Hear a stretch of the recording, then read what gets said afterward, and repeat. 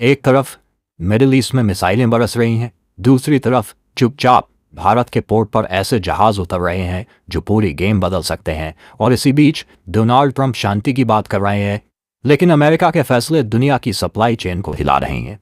सबसे चौंकाने वाली बात यह है कि ईरान अब खुलकर भारत की तरफ देख रहा है। सवाल यह है कि आखिर पर्दे के पीछे क्या चल रहा है और क्या भारत सिर्फ दर्शक है या इस पूरे खेल का असली गेम चेंजर बनने जा रहा है। आप जरा इस बड़ी तस्वीर को समझिए। जब पूरी दुनिया मिडिल ईस्ट के युद्ध और एनर्जी क्राइसिस में उलझी हुई है, उसी समय भारत ने एक ऐसा कदम उठाया जिसने कई देशों को चौंका दिया। अमेरिका के टेक्सास से निकला एक विशाल एलपीजी टैंकर पायनियर सीधे कर्नाटक के न्यू मंगलोर फोर्ट पर पहुंचता है।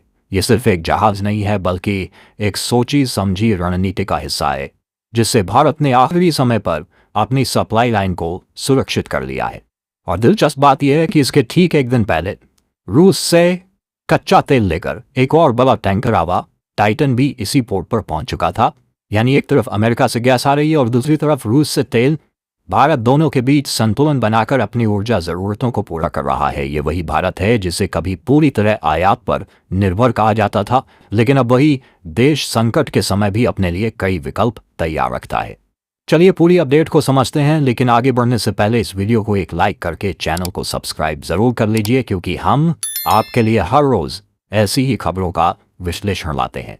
दरअसल स्ट्रेट ऑफ हॉर्मुज़ में बढ़ते तनाव ने पूरी दुनिया को चिंता में डाल दिया है, क्योंकि यही वह रास्ता है जहां से करीब 20% तेल और गैस गुजरता है। हर दिन खतरा बढ़ रहा है, कई जहाज रास्ते में फंस चुके हैं और कई कंपनियों ने इस रूट से दूरी बनानी शुरू कर दी है। लेकिन भारत ने इस खतरे को पहले ही समझ लिया और सीधे अमेरिका से सप्लाई शुरू कर दी, ताकि किसी भी हाल में देश की ज़रूरतें पूरी होती रहे। अब आने वाले दिनों में और भी टैंकर भारत पहुंचने वाले हैं। एक हफ्ते में हजारों टन गैस की सप्लाई पहले ही तय कर ली गई है। इसका सीधा असर आम लोगों पर पड़ेगा, क्योंकि यह गैस पाइपलाइन के जरिए बेंगलुरु समेत कई शहरों तक पहुंचेगी। यानी युद्ध भले ही चल रहा हो, लेकिन भारत के घरों के चूल्हे बंद नहीं होंगे। और यही वह रणनीति है जो भारत को बाकी देशों से अलग बनाती है।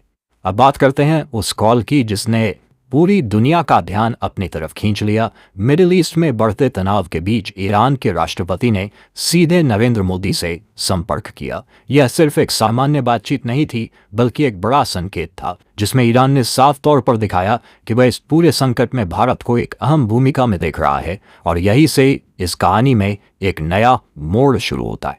ईरान और भारत के बीच हुई यह बातचीत सिर्फ एक औपचारिक कॉल नहीं थी, बल्कि इसके पीछे एक बड़ा संदेश छिपा हुआ था।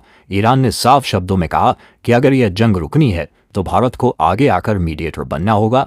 यानी अब ईरान खुलकर चाहता है कि भारत इस पूरे संकट में बीच का रास्ता निकाले, लेकिन इसके साथ ही उसने 3 बड़ी शर्तें भी रख दी जो इस मामले को और ज्यादा गंभीर बना देती हैं।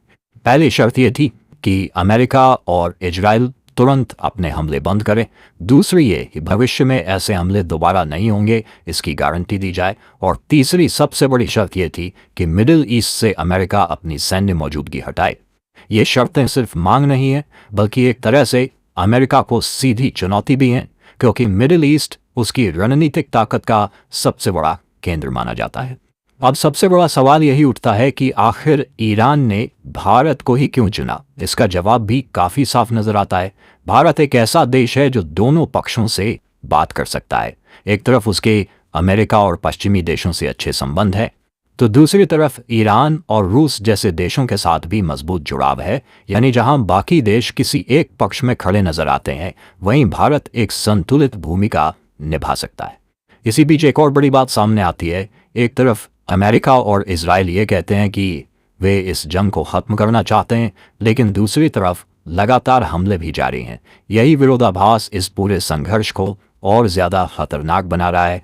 ईरान का दावा है कि वह न्यूक्लियर हथियार नहीं बना रहा था, बल्कि उस पर दबाव बनाने के लिए यह सब किया जा रहा है। वहीं अमेरिका के अपने अलग लक्ष्य हैं जो इस टकराव को और जटिल बना रहे हैं। अमेरिका के सामने 5 बड़े टारगेट माने जा रहे हैं। पहला, ईरान के न्यूक्लियर प्रोग्राम को खत्म करना। दूसरा, उसकी मिसाइल ताकत को कमजोर करना। तीसरा, उसकी डिफेंस इंडस्ट्री को रोकना। चौथा, ऑयल रूट को सुरक्षित रखना। और पांचवा उसके क्षेत्रीय प्रभाव को कम करना। लेकिन जमीन पर हालात कुछ और ही कहानी बताते हैं। ना ईरान झुकने को तैयार है और ना ही अमेरिका पीछे हट रहा है। हर दिन नई रणनीतियां सामने आ रही हैं। इसी वजह से अब यह संघर्ष सिर्फ मिडिल ईस्ट तक सीमित नहीं रहा, बल्कि इसका असर पूरी दुनिया की अर्थव्यवस्था पर पड़ने लगा है।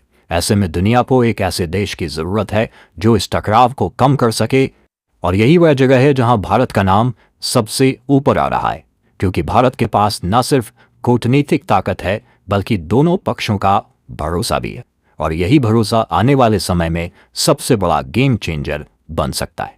इसी पूरे संकट के बीच भारत ने जो सबसे बड़ा और समझदारी भरा कदम उठाया है वह उसकी नो साइड पॉलिसी, यानी न किसी के पक्ष में खुलकर जाना और न ही किसी के खिलाफ खड़ा होना।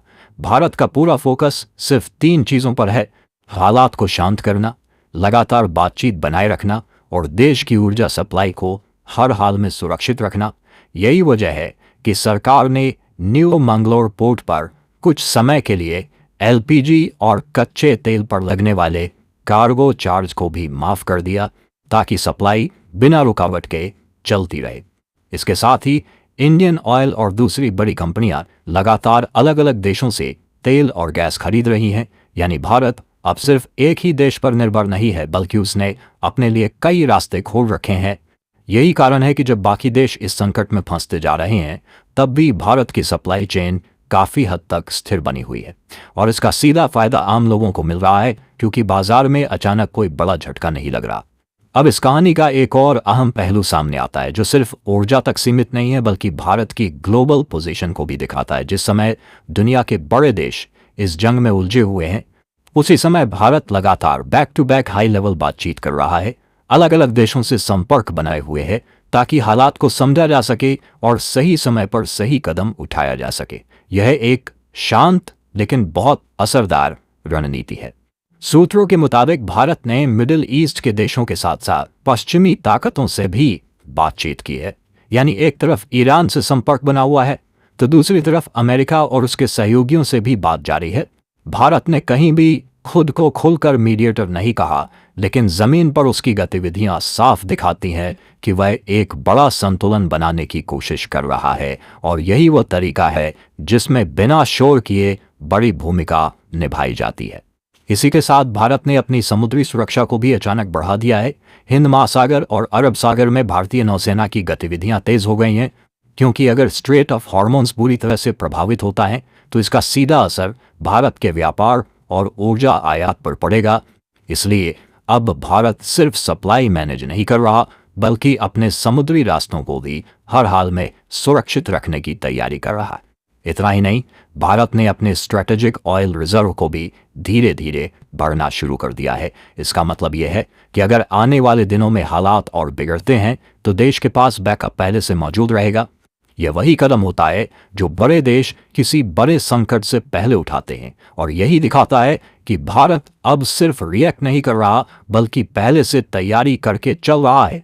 अब बात करते हैं इसके आर्थिक असर की। कच्चे तेल की कीमतों में उतार चढ़ाव तेज हो चुका है और कई देशों की अर्थव्यवस्था पर दबाव बढ़ रहा है, लेकिन भारत ने जिस तरह से अलग अलग स्रोतों से तेल और गैस खरीदना शुरू किया है, उसने इस झटके को काफी हद तक कम कर दिया है। इसके साथ ही भारत की रिफाइनरी कंपनियां भी पूरी क्षमता के साथ काम कर रही है, ताकि जो कच्चा तेल आ रहा है उसे जल्दी से प्रोसेस करके बाजार में भेजा जा सके। अब पूरी दुनिया की नज़र इसी बात पर टिकी हुई है कि क्या नरेंद्र मोदी इस बढ़ते तनाव के बीच शांति का रास्ता निकाल पाएंगे, या फिर यह जंग और ज्यादा भड़कने वाली है। लेकिन एक बात बिल्कुल साफ नजर आ रही है कि इस बार भारत सिर्फ किनारे खड़ा दर्शक नहीं है, बल्कि खेल के बीच में खड़ा एक मजबूत और समझदार खिलाड़ी बन चुका है, जो सही समय पर सही चाल चलकर पूरे समीकरण को बदल सकता है। तो आपको क्या लगता है, क्या भारत सच में इस संकट में सबसे बड़ा पीस मेकर बन सकता है, या फिर ये टकराव और लंबा चलेगा? अपनी राय कमेंट में ज़रूर बताइए, और अगर आपको ये जानकारी आसान भाषा में समझ आई हो तो वीडियो को लाइक करें, अपने दोस्तों के साथ शेयर करें और चैनल को सब्सक्राइब करना ना भूलें। जय हिंद, जय भारत।